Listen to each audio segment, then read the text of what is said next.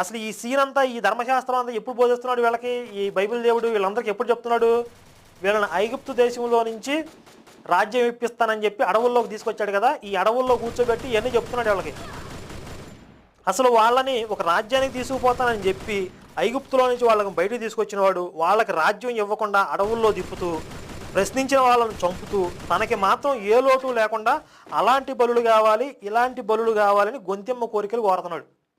వీళ్ళని ఏమని చెప్పి తీసుకొచ్చాడు? మీకు పాలు తేనెలు ప్రవహించే దేశాన్ని తీసుకెళ్తాను రండి అని చెప్పి తీసుకొచ్చాడు. తీసుకొచ్చి ఏం చేశాడు? అడవుల్లో తిప్పుతున్నాడు. ఎవరైనా నోరెత్తితే చంపేస్తున్నాడు. చంపేసి ఏం చేస్తున్నాడు? నాకు మెనూ లిస్ట్ ఇస్తున్నాడు అనమాట.